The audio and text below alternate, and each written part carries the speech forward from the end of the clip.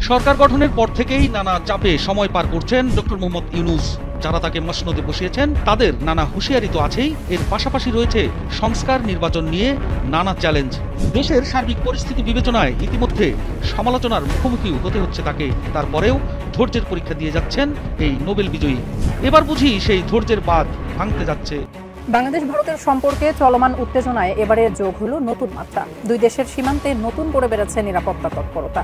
বাংলাদেশের অন্তর্বর্তী সরকারের একজন উপদেষ্টার পোস্টকে ঘিরেই সীমান্তের নিরাপত্তা জোরদার করেছে ভারত।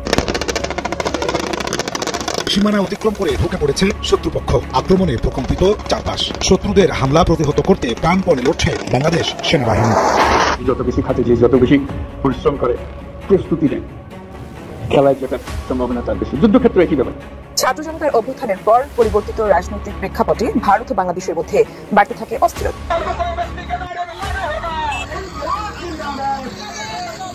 দেশের মানুষ জেনে গেছে মোদি দাদু চিটিংবাজ। শুরু হয়ে গেল মোদি পতনের ডাক, কিন্তু উদ্ভূত এই দেশটি সবার শত্রু হয়ে যাচ্ছে। পুরো পৃথিবীর দেশগুলো জেনে গিয়েছে ভারতের মিডিয়া হচ্ছে গাঁজাখোর মিডিয়া। ভারতের রাজনৈতিক অঙ্গনে এখন উত্তাল পরিস্থিতি। একদিকে দেশের অর্থনৈতিক অবস্থা ধ্বংসের মুখে, আরেকদিকে জনগণের আস্থা হারিয়ে ফেলেছে মোদি সরকার। আসসালামু আলাইকুম প্রিয় দর্শক শ্রোতা, নতুন একটা নিউজ ভিডিওতে আপনাদের জানাচ্ছি স্বাগতম। এইমাত্র পাওয়া তাজা এবং গরম খবর। সেনাপ্রধান কেমন হুঙ্কার দিয়েছে, কেমন অ্যাকশনে নেমেছে, যেখানে ভারত একেবারেই নিশ্চুপ হয়ে গিয়েছে, অসহায়ের মতন তাকিয়ে আছে ভারত। আজকের এই ভিডিওতে বিস্তারিত এবং প্রমাণের মাধ্যমে সবকিছু দেখতে পারবেন। আশা রাখবো সম্পূর্ণ ভিডিওটি দেখে যাবেন, একটু স্কিপ করবেন না।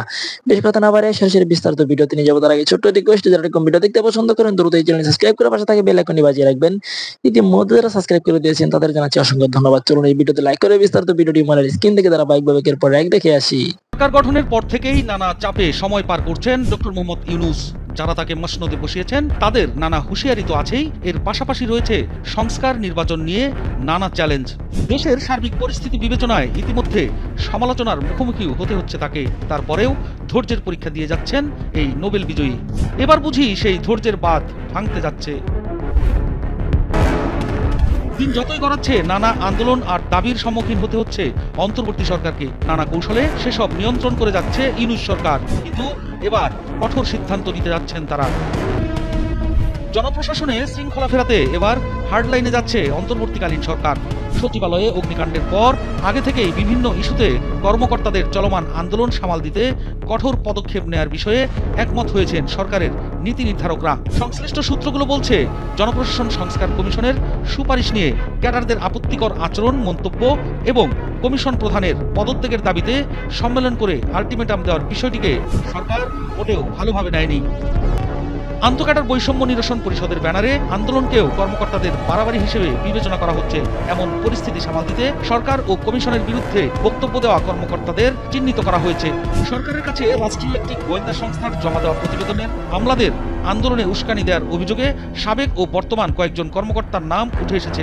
তাদের মধ্যে অবসরপ্রাপ্ত কয়েকজন গুরুত্বপূর্ণ কর্মকর্তা সহ বর্তমান 4 জন কর্মকর্তার বক্তব্য ও ফেসবুক পোস্টকে বিশেষভাবে আমলে নেওয়া হয়েছে বলেও জানা গেছে। বর্তমানে চাকরিতে থাকা ওই 4 কর্মকর্তার বিরুদ্ধে কঠোর শাস্তিমূলক ব্যবস্থা নেওয়া হচ্ছে বলেও জানা গেছে।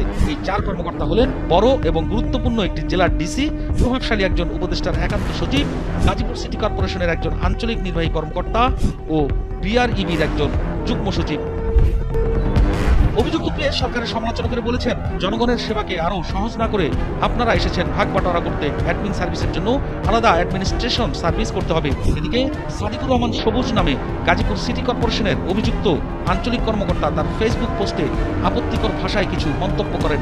গোয়েন্দা প্রতিবেদনে বলা হয়েছে, তার এই বক্তব্য নিয়ে কর্মকর্তাদের মধ্যে ক্ষোভের সঞ্চার ঘটেছে। গোয়েন্দা প্রতিবেদনে আন্দোলনের উস্কানি ছড়ানোর অভিযোগ ওঠা অবসরপ্রাপ্ত কর্মকর্তা সংস্কার কমিশনের প্রধানকে বিতর্কিত বলে অভিহিত করেন এবং তার অপসারণের জন্য আলটিমেটাম দেন। সূত্র বলছে, আপত্তিকর বক্তব্য দেয়ায় ডিসিকে দ্রুতই তার পদ থেকে সরিয়ে দেওয়া হবে।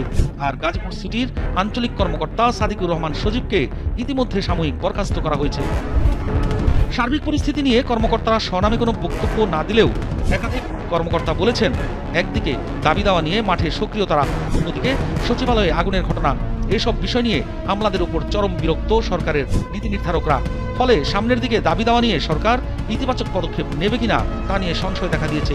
অগ্নিকাণ্ডের পর আমলারা ভীষণ চাপে আছে বলেও মনে করছেন অনেকে। বাংলাদেশ ভারতের সম্পর্কে চলমান উত্তেজনায় এবারে যোগ হলো নতুন মাত্রা। দুই দেশের সীমান্তে নতুন করে বেড়েছে নিরাপত্তা তৎপরতা। বাংলাদেশের অন্তর্বর্তী সরকারের একজন উপদেষ্টার পোস্টকে ঘিরেই সীমান্তের নিরাপত্তা জোরদার করেছে ভারত, এমনটি জানিয়েছে যুক্তরাজ্যের সংবাদ মাধ্যম দ্য টেলিগ্রাফ। তবে কি ছিল সেই পোস্ট আর কেন একটি পোস্ট নিয়ে ভারতের এত চিন্তা, বিস্তারিত জানাচ্ছেন ইশতিয়াক হোসেন। যুক্তরাজ্যের দৈনিক গণমাধ্যম দ্য টেলিগ্রাফে বাংলাদেশ ভারত নিয়ে প্রকাশিত প্রতিবেদনের শিরোনাম India steps up security after annexation threat from Bangladesh, যার অর্থ বাংলাদেশ থেকে দখলের হুমকির পর ভারত সীমান্তে নিরাপত্তা জোরদার করেছে। বাংলাদেশের রাজনৈতিক পট পরিবর্তনের পর থেকেই ভারতের সঙ্গে সম্পর্কে ভাটা পড়েছে বাংলাদেশের। এছাড়া বাংলাদেশ থেকে ক্ষমতাচ্যুত হয়ে সাবেক প্রধানমন্ত্রী শেখ হাসিনা ভারতে অবস্থান করাতে দুই দেশেই চরম উত্তেজনা বিরাজ করছে। এতদিন এসব বিষয় নিয়েই দুই দেশের মধ্যে টানাপোড়েন চলছিল। তবে হঠাৎ নতুন কোন হুমকিতে ভারত সীমান্তে নিজেদের নিরাপত্তা আরো জোরদার করল। দ্য টেলিগ্রাফের প্রতিবেদনটিতে জানানো হয়, বাংলাদেশের অন্তর্বর্তী সরকারের উপদেষ্টা মাহফুজ আলম ভারতের উত্তর পূর্বাংশের সাথে বাংলাদেশকে যুক্ত করে একটি মানচিত্রের ছবি পোস্ট করেন। এরপর তিনি তা আবার সরিয়েও নেন। এর ফলশ্রুতিতেই সীমান্তের নিরাপত্তা জোরদার করেছে ভারত। অবাক করার বিষয়টি হচ্ছে, বাংলাদেশ অন্তর্বর্তী সরকারের প্রধান উপদেষ্টার বিশেষ সহকারী 2024 সালের 16 ডিসেম্বর নিজের ফেসবুক পেজে সেই পোস্টটি দিয়েছেন, যেখানে তিনি বলেন, বাংলাদেশকে একটি দেশ হিসেবে সফল হতে হলে ভৌগোলিকভাবেও বৃদ্ধি পেতে হবে। এছাড়া ভারত থেকে সত্যিকারের স্বাধীনতা নিশ্চিত করতে আরেকটি বিপ্লব দরকার বলেও উল্লেখ করেছিলেন তিনি। মাহফুজ আলম তার সেই পোস্টটি শেষ করেন বাংলাদেশের মানচিত্রের একটি ছবি দিয়ে, যেখানে বাংলাদেশের সীমান্ত ভারতের 3টি রাজ্য জুড়ে বিস্তৃত ছিল। মাহফুজ আলম নিজের করা সেই পোস্টটি তখন 2 ঘন্টা পরই মুছে দিয়েছিলেন। তবুও তার এই পোস্ট নিয়ে তুমুল প্রতিক্রিয়ার সৃষ্টি হয়েছিল দুই দেশেই, যেখানে নয়াদিল্লি সংশ্লিষ্ট সবাইকে প্রকাশ্য মন্তব্য করার সময় দায়িত্বশীল হওয়ার পরামর্শ দেয়। এখন প্রশ্ন হচ্ছে, 2024 সালের 16 ডিসেম্বর করা মন্তব্যের তাৎক্ষণিক প্রতিক্রিয়া তখনই দুই দেশ থেকে দেখানো হয়। তবে সেই ঘটনাকে টেনে এখন আবার কেন ভারত সীমান্তে নিজেদের নিরাপত্তা জোরদার করেছে? এ বিষয়ে দ্য টেলিগ্রাফের প্রতিবেদন জানায়, ভারত আশঙ্কা করছে যে বাংলাদেশের নতুন সরকার নদীপথ দিয়ে ভারতের উত্তর পূর্ব অঞ্চলে সন্ত্রাসীদের চলাচলের সুবিধা দিতে পারে।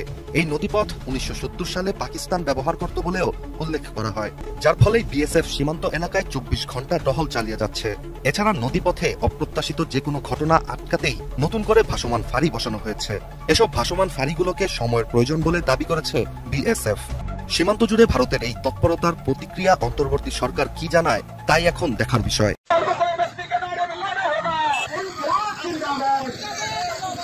দেশের মানুষ জেনে গেছে মোদি দাদু চিটিংবাজ।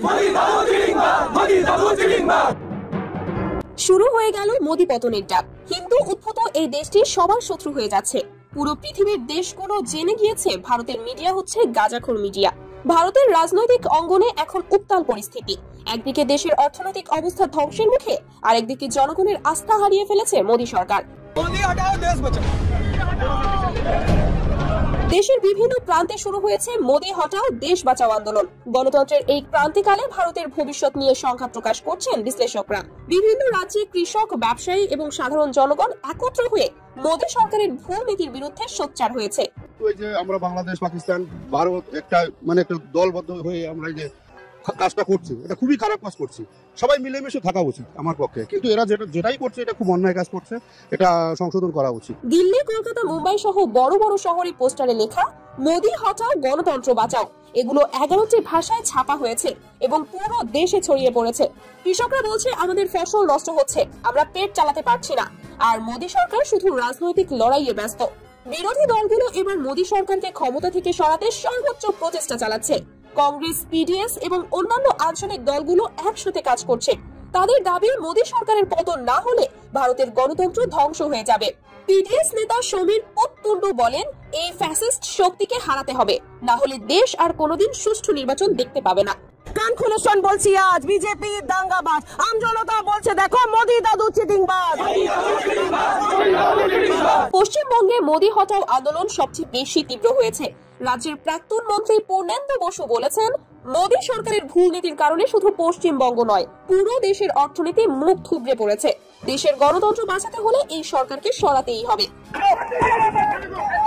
ভারতের শীর্ষস্থানীয় গণমাধ্যমগুলো মোদি সরকারের কঠোর সমালোচনা করছে।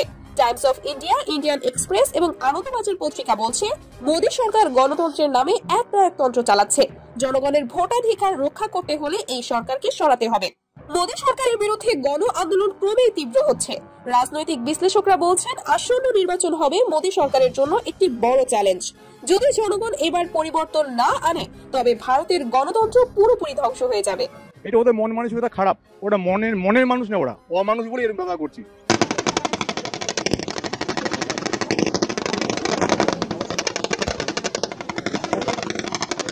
সীমানা অতিক্রম করে ঢুকে পড়েছে শত্রুপক্ষ।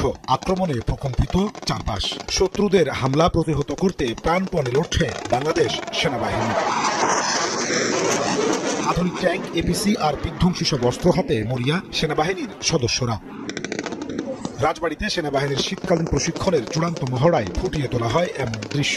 মহড়ায় অংশ নেয় বিমান বাহিনীও।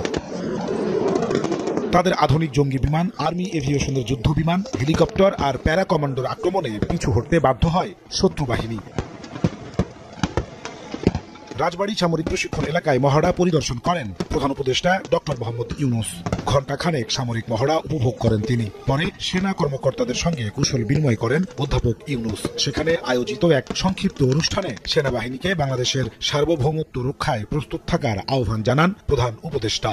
প্রশিক্ষণে সর্বোত্তম কল্যাণ এই মন্ত্রে উদ্বুদ্ধ হয়ে আধুনিক ও যুগোপযোগী প্রশিক্ষণের মাধ্যমে আভিযানিক দক্ষতা অর্জন করে দেশের সার্বভৌমত্ব রক্ষায় বাংলাদেশ সেনাবাহিনীর সদস্যগণ সর্বদা প্রস্তুত থাকবে। সেই লক্ষ্যে সেনা সদস্যদের প্রশিক্ষণ হতে হবে বাস্তবসম্মত। আমি নিশ্চিত বাংলাদেশ সেনাবাহিনীর প্রশিক্ষণের এই লক্ষ্যকে সামনে রেখেই এগিয়ে চলেছে। এ সময় তিনি দেশের সম্মান ও গৌরব সমুন্নত রাখতে সেনাবাহিনীর ভূমিকা স্মরণ করে বলেন, মানুষের পাশে দাঁড়িয়ে কাজ করে যাচ্ছে বাংলাদেশ সেনাবাহিনী। বরাবরের মতোই বাংলাদেশের সশস্ত্র বাহিনী দেশের সম্মান ও গৌরব অটুট রাখতে জনগণের পাশে থেকে কাজ করে যাচ্ছে এবং যুগোপযোগী প্রশিক্ষণের মাধ্যমে সর্বদা নিজেদেরকে প্রস্তুত রাখবে। এই মহড়া দেখে আমিও সেনাবাহিনী, বিমান বাহিনীর সক্ষমতা সম্পর্কে আরো আত্মবিশ্বাসী হয়েছে। ভবিষ্যতে সশস্ত্র বাহিনীর সক্ষমতা আরো আধুনিকায়নের জন্য আমরা কাজ করে যাব। যে যত বেশি খাটে, যে যত বেশি পরিশ্রম করে, প্রস্তুতি নেয়, খেলায় জেতার সম্ভাবনা তার বেশি। যুদ্ধক্ষেত্রে একই ব্যাপার, প্রস্তুতি বারে বারে করতে হয়। পারফেকশন বারে বারে করলে পারফেকশনের দিকে যায়। সেই পারফেকশনের জন্যই আমাদের সার্বক্ষণিক প্রচেষ্টা চলতে থাকবে। এটারই একটা উদাহরণ আজকে আমরা দেখলাম। দেশের ছাত্র সংসদ নির্বাচনগুলোর আলাপ শুরু হয়েছে। অনেকেই মনে করছেন দেশ নির্বাচনী ব্যবস্থায়, সেটা স্থানীয় সরকার বা জাতীয় নির্বাচনেরও আগে ছাত্র সংসদ নির্বাচনগুলো হওয়া দরকার। সাম্প্রতিক সময়ে ছাত্ররা খুব গুরুত্বপূর্ণ ভূমিকা পালন করেছেন শেখ হাসিনাকে পদত্যাগ করতে এবং পালিয়ে যেতে। সুতরাং এইগুলোর মধ্যে একটা সুষ্ঠু গণতান্ত্রিক পরিবেশ ফিরিয়ে আনার জন্য ছাত্র সংসদ নির্বাচন দরকার আছে, দ্যাটস ফাইন। কিন্তু ছাত্র শিবিরকে নিয়ে এই ছাত্র সংসদ নির্বাচনে এক ধরনের অনিশ্চয়তা তৈরির সম্ভাবনা দেখা যাচ্ছে। বিশেষ করে দুটো ইউনিভার্সিটির খবরের মধ্যে মিডিয়ায় চলে এসছে, সেটা হচ্ছে ঢাকা ইউনিভার্সিটি এবং জাহাঙ্গীরনগর ইউনিভার্সিটি। কি কারণে এই সমস্যাটা আমরা একটু দেখি এবং আমাদের আসলে কি করা উচিত, আমাদের দৃষ্টিভঙ্গি কি হওয়া উচিত। আমি একটা জায়গা থেকে একটু পড়ি, সেটা হচ্ছে দুটো ইউনিভার্সিটির ক্ষেত্রে বিবিসি বাংলা একটা রিপোর্ট করেছে, সেখানে এটা আছে। ঢাকা বিশ্ববিদ্যালয় উপাচার্য ক্যাম্পাস পরিস্থিতির বিষয়ে আলোচনার জন্য যেসব সংগঠনকে ডেকেছিলেন তার মধ্যে শিবিরও ছিল, যদিও কয়েকটি বাম সংগঠনের বিরোধিতা করেছে। গত মাসে জাকসু নির্বাচন নিয়ে ছাত্র সংগঠনগুলোর সঙ্গে বৈঠক করে জাহাঙ্গীরনগর বিশ্ববিদ্যালয় প্রশাসন, তবে সেখানে ছাত্র শিবির অংশ নেয় বৈঠক বয়কট করে ছাত্রদল ও ছাত্র ইউনিয়নের একাংশ। তার মানে ঢাকা ইউনিভার্সিটিতে এবং জাহাঙ্গীরনগরে সমস্যা আছে। আমাদের নিশ্চয়ই মনে আছে ঢাকা ইউনিভার্সিটির সভাপতি সাদিক যখন তার নিজকে প্রকাশ করলেন ছাত্র শিবিরের ওখানকার নেতা হিসেবে, তখনও এই আলাপ খুব সিরিয়াসলি এসেছিল এবং আমি তখনও একটু কথা বলেছিলাম। মানে অনেকেই বলছিলেন যে কোনো একটা সময় থেকে নীতিগতভাবে একটা সিদ্ধান্ত আদার সংগঠনগুলো নিয়েছে, এটা 80s বা এরকম কোনো একটা সময়, যখন যে শিবির সেই ক্যাম্পাসে রাজনীতি করতে পারবে না। একদম স্পষ্টভাবে তারা এটা প্রকাশ্যেও বলেন। অপরাপর সংগঠনগুলো তখন বলেছিলেন। একই পরিস্থিতি আমরা জাহাঙ্গীরনগরে আছে, সেটা দেখতে পাচ্ছি। একটা কথা খুব স্পষ্ট, শিবিরের রাজনীতি আমাদের সবাইকে পছন্দ করতে হবে না, জামায়াতের রাজনীতি আমাদের সবাইকে পছন্দ করতে হবে না। আমি বহুবার বলেছি ওনাদের রাজনীতি আমি পছন্দ করি না। ওনাদের আইডেন্টিটি পলিটিক্স একটা রাষ্ট্রের জন্য ভয়ঙ্কর ক্ষতিকর বলে মনে করি। সুতরাং কেউ যদি মনে করেন তারা এসে অনেক সুশাসনও দেবেন, তাত্ত্বিকভাবে বলছি, আমি এত আশাবাদীও নই অবশ্য তাদের এই ব্র্যান্ডিং, এবং আমাকে মানে জামায়াত শিবির একটু কম দেখালে ভালো হয়। আমি যে কলেজে পড়েছি চিটাগংয়ে, সেটা শিবিরে নিয়ন্ত্রিত কলেজ এবং শিবির কীভাবে গায়ের জোরে প্রতিষ্ঠান দখল করে সেটাও আমি দেখেছি। সে প্রসঙ্গে আসছি একটু পরে। কিন্তু শিবিরের রাজনীতি করার অধিকার আছে, শিবিরের রাজনীতি আমাদের সমর্থন করতে হবে না। ভারতে যেমন বিজেপি আছে, একটা হিন্দুত্ববাদী দল, ধর্মভিত্তিক দল, আইডেন্টিটি পলিটিক্স করে, জামায়াতেরও সেটা আছে। কিন্তু জরুরি কথাটা হচ্ছে জামায়াতের সাথে অন্য অনেক ইসলামী দলের ডিফারেন্সের জায়গা যেটা, জামায়াত আমাদের সাংবিধানিক চৌহদ্দির মধ্য থেকে রাজনীতি করতে চায়, নির্বাচন করতে চায় এবং তার যাবতীয় কর্মকাণ্ড আমাদের এই পেরিমিটারে চায়, নির্বাচন ব্যবস্থাটাকে সে পছন্দ করে, সমর্থন করে। সুতরাং জামাতের রাজনীতি করার অধিকার আছে। তাদের রাজনীতির কোনো একটা অংশ যদি কখনো অসাংবিধানিক হয়, আমাদের কোনো আইনের পরিপন্থী হয়, সেটা নিয়ে আলাপ হতে পারে। তাদের গঠনতন্ত্র নিয়ে সমস্যা হয়েছিল, তারা সেটা নিয়ে কাজ করেছেন, তারা সেটা শুধরে এসছেন। ভবিষ্যতেও তাদের নিবন্ধন রক্ষা করতে হলে এই রাষ্ট্রের আইন কানুন তাদেরকে মেনে চলতে হবে। সুতরাং জামায়াত এবং তার ছাত্র সংগঠন শিবির একটা ভ্যালিড রাজনৈতিক সংগঠন, তাদেরকে তার অধিকার দিতে হবে। আমি অবাক হয়ে এত বছর ধরে সবগুলো সংগঠন মিলে একত্র হয়ে কিভাবে শিবির রাজনীতি করবে না এটা বলতে পারে। আমি কোনো অধিকার তাদের আছে বলে মনে করি না। মানে আমরা গণতন্ত্রের কথা আসলে বলি, কিন্তু আমরা আমাদের মধ্যে কোথাও না কোথাও আমাদের মধ্যে স্বৈরাচারী মনোভাব আসলে বজায় রেখে দেই। এই ঘটনাটাই দেখতে পাচ্ছি।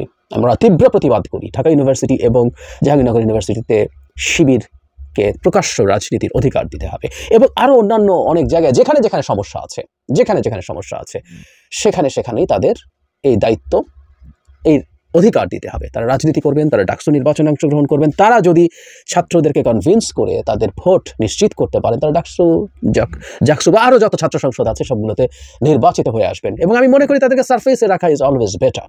যে কোনো রাজনৈতিক দলকে আপনি যখনই তার উপরে কোনো ধরনের চাপ তৈরি করেন, সেটা ভালো কিছু হয় না, একেবারেই ভালো কিছু হয় না। নিয়মতান্ত্রিক রাজনৈতিক দলের কথা বলছি। আমি জানি না তারা এই ব্যাপারে কি করছেন। ইভেন আমি মনে করি এটা যদি কোর্টেও কেউ যান, সেটা মানে কোর্টও ইনফ্যাক্ট এই ব্যাপারে রায় দিতে বাধ্য যে তাদের রাজনীতি করার অধিকার আছে। যদি কখনো দলীয় লেজুর ভিত্তিক ছাত্র রাজনীতিকে নিষিদ্ধ করার কথা কেউ বলছেন, বিশেষ করে বৈষম্য বিরোধী ছাত্র আন্দোলন, আমি ব্যক্তিগতভাবে এটার ঘোর বিরোধী। সেটা কেন বিরোধী বলেছিলাম, কিন্তু যদি সেরকম কোনো সিদ্ধান্ত হয় তখন সবগুলো দলই, যেগুলো রাজনৈতিক দলের সাথে তাদের তো গঠনতন্ত্রে নেই, ভাতৃপ্রতিম সংগঠন বা এরকম কথা বলে, সেগুলো তখন রাজনীতি না করবে, সেটা অন্য আলোচনা। কিন্তু এখন শিবিরকে সেটা দিতে হবে। এবং একটা জিনিস যেটা শুরুর দিকে বলছিলাম, দখলদারিত্ব, শিবিরের দখলদারিত্বের ইতিহাস আছে, অন্যদেরও আছে, আমি অন্যদের নেই তা বলছি না। মানে ওনারা দাবি করেন ওনারা অনেক অনেক বেশি আদর্শিক দল। সরি, আবারও বলছি, আমাকে বলতে আসবেন না। আমি খুব কাছ থেকে শিবির দেখেছি, শিবিরের নিয়ন্ত্রিত কলেজের হোস্টেলে থেকেছি। সুতরাং আমাকে এগুলো শেখানোর কিছু নেই। বন্ধুবান্ধব চিটাগং ইউনিভার্সিটিতে পড়েছে, ভাই বোনরা পড়েছে, রাজশাহী ইউনিভার্সিটিতে পড়েছে। দখলদারিত্ব কী জিনিস তাদের সেটাও আমরা জানি এবং সেখানে তারা কী করেন সেটাও জানি। আবারও বলছি, এটা অনেক আলাদা কিছু, অন্য দল করে না তা না, কিন্তু শিবির যে আদর্শিক নৈতিক রাজনীতির কথা বলে তার সাথে কোনো যায় না। ভবিষ্যতের বাংলাদেশে শিবির হোক, ছাত্রদল হোক, আর কেউ, ছাত্রলীগের তো প্রশ্নই আসে না, আর কারো, এমনকি বৈষম্য বিরোধী ছাত্র আন্দোলনের যদি ধরনের দখলদারিত্বের রাজনীতি কোথাও হয়, রাষ্ট্রীয় জায়গা থেকে সেগুলো ভেঙে দেওয়ার চেষ্টা করতে হবে। একটা গণতান্ত্রিক সমাজের স্বপ্ন আমরা দেখি। এখানে কেউ দখলদারিত্ব করতে পারবে না। ওটা ওর কলেজ, ওটা ওর ভার্সিটি, ওটা ওর হল, ওই পার্টির। প্রচুর হয়েছে এগুলো, প্রচুর হয়েছে। বিশেষ করে বিএনপির শাসনামলগুলোতে তো এগুলো খুবই প্রকট ছিল। বিএনপির তো ছাত্রদলের তো ছিল, শিবিরেরও প্রচুর এরকম ছিল। এগুলো একটাও কোনোভাবে বর্তমান এবং ভবিষ্যৎ কোনো সরকার যেন বরদাস্ত না করে। তারা নির্বাচন করবেন, ছাত্র সংসদে আসবেন, রাজনীতি করবেন, প্রত্যেকের রাজনীতি করার অধিকার থাকবে, প্রত্যেকের অধিকারকে সম্মান দেখাবেন। এটা আমার কলেজ, এখানে আর কেউ স্লোগান দিতে পারবে না। এখানে স্লোগান দিলে তাকে ধরে নিয়ে হলের পেছনে নিয়ে পেটাবো, হোস্টেলের পেছনে। আমি সাক্ষী আছি। এসব স্লোগানও না, সামান্য কথা জানা গেলে এসব বাংলাদেশে যেন কোনোভাবে আর না, কোনো দল করতে না। আমরা বলছি, শিবিরকে লক্ষ্য করে বলছি না, সবাইকে লক্ষ্য করে বলছি। শেষ কথা, শিবিরের ক্যাম্পাসে উন্মুক্ত রাজনীতি করার পক্ষে আমি। তাদের এই রাজনীতির অধিকার দেওয়া হোক। ছাত্র সংগঠনগুলো তাদের এই গণতান্ত্রিক অধিকার স্বীকার করে তাদের সাথে বৈঠকে বসুক, যখন কম্বাইন্ডলি হয় তাদের সাথে পাশাপাশি থেকে রাজনীতি করুক এবং আদর্শের রাজনীতি হোক। শিবিরের রাজনীতির সমস্যা কি সেটা নিয়ে কথা হোক, সেটা বলে তারা জিতে যান। শিবির কোণঠাসা হোক, বা অন্য শিবিরও চেষ্টা করবে অন্যকে কোণঠাসা করতে। আর যারা গায়ের জোরে চাইছেন সেটাতে হবে না। শিবিরকে কোণঠাসা করতে হলে আদর্শিকভাবে হতে হবে, মতামত নিয়ে করতে হবে। জাতীয় নির্বাচনের ক্ষেত্রে সব মানুষের, আর শিক্ষা প্রতিষ্ঠানের ক্ষেত্রে শিক্ষার্থীদের মতামত দিতে হবে। প্রিয় দেশবাসী, শুরু থেকে শেষ পর্যন্ত যারা এই ভিডিওটি দেখেছেন সকলকে জানাই অসংখ্য ধন্যবাদ। যারা এরকম নিউজ ভিডিওতে পেতে পছন্দ করেন তারা অবশ্যই এই চ্যানেলটি সাবস্ক্রাইব করে পাশে থাকা বেল আইকনটি বাজিয়ে দিবেন। যারা এখনও এই ভিডিওটি শেয়ার করেননি, এই ভিডিওটি দ্রুত শেয়ার করে সকলকে দেখার সুযোগ করে দিন। আজকের মতন এই পর্যন্ত, দেখা হচ্ছে পরবর্তী কোনো ভিডিও নিয়ে ইনশাল্লাহ।